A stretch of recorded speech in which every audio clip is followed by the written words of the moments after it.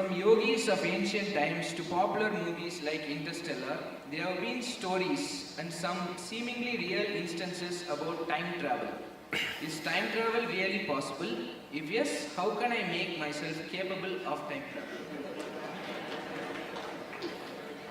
See, these things have been misunderstood very badly because science and mysticism is coming to you from Hollywood movies, unfortunately. In this culture, we've had people whom we refer to as Trikalagnanis. There are three dimensions of experience in your life. There is something called as past, which is a bank of memory within you. There is something called as present, which is a living experience right now. There is something called as future, which is the power of our imagination. So your life experience is happening between memory, present experience and imagination. The problem with most people is, these three things are not clearly distinguished in most human beings. This is why something that happened 10 years ago, you can still suffer, isn't it? Huh? Something that may happen day after tomorrow, you already suffer. What happened 10 years ago or even 10 days ago, does it exist right now? Does it exist right now? What may happen day after tomorrow, does it exist right now? No. So if you suffer something that does not exist, should we call you sane or insane? Hey, it's a question, don't clap, it's a disgrace. If you are suffering something that does not exist, is it sanity or insanity? How many people that you know, including yourself, are insane like this? They suffer things which don't exist. Nearly 99.99, isn't it? Happening all the time? So these are all idiots who are doing time travel.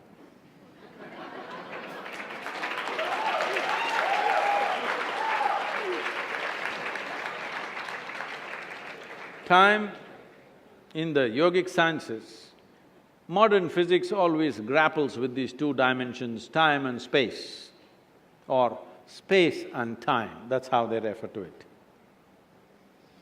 In yoga, we call this kala.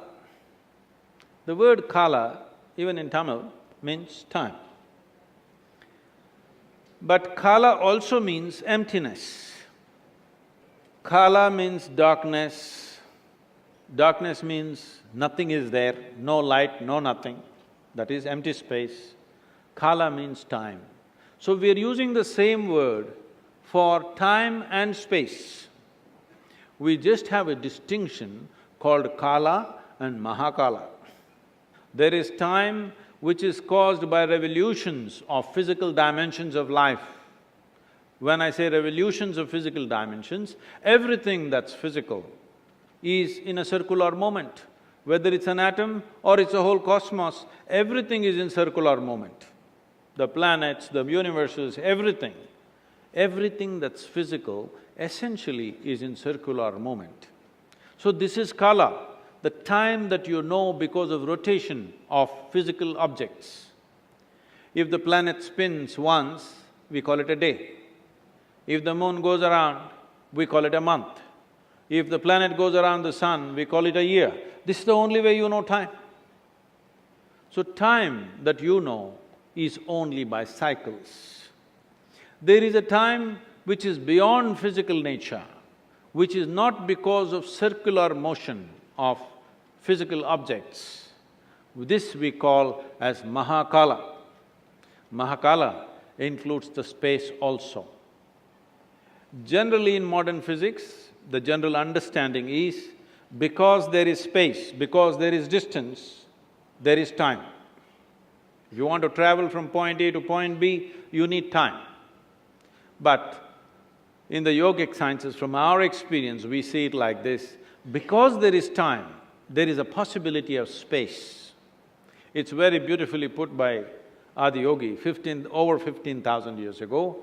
When these seven sages, his first disciples, asked him, what is the nature of this cosmos? Where does it begin? Where does it end? How big is it?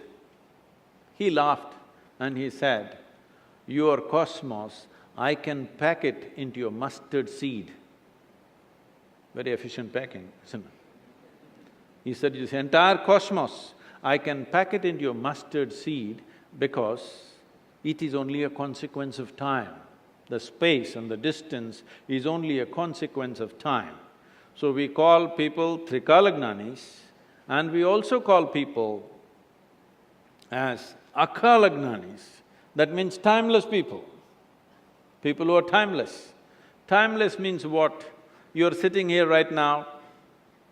If I make you sit here for another 6 hours, no, it doesn't take that much for you. If I make you sit here for another 2 hours, Sadhguru, at least water. Okay, drink water. Drink water means Sadhguru. That calls, okay, go and come. Another 2 hours, Sadhguru. Okay, we give you that. After that, you don't ask permission. Your body is cycles of time, isn't it? You don't have to look at the watch. If you observe your bladder, you know how much time? Yes or no? It's keeping time. So, your sense of time right now is only because of your physical identity. If you can sit here without any sense of body, then you don't know time. You've heard of people who sat for hours on end, days on end. This happened to me at a certain point when I was little older than you, I was 25. I just sat in one place and suddenly I did not realize time. I thought it's 10-20 minutes, about 4.5 hours had passed. And I was like blowing with ecstasy. Then they started happening more often. If I just sat in one place and I think it's 2 minutes, hours, 7-8 hours have just passed away. One day I sat down and I thought it's maybe 25-30 minutes. I was sitting in a rural space around Mysore, and when I opened my eyes, the big crowd, India being what it is, the garlands around me, people are trying to molest my feet. Then I say, where the hell did you come from? Then they say, you've been sitting here for 13 days. I thought it's only 25-30 minutes. Only when I tried to open my legs, I found my knees were locked up. It took a lot of effort to straighten them. But in my experience, I thought it's only 25-30 minutes. But when I say this may be a little difficult to grasp. But have you noticed, on a particular day you were very joyful. 24 hours, poof, went off like 10 minutes. Is that so? Another day you're a little depressed. 24 hours feels like a lifetime. Yes or no? Time is a very relative experience. People say, how long a minute is depends on which side of the bathroom door you are. You go there and knock and they say, hey, just 1 minute, wait. 1 minute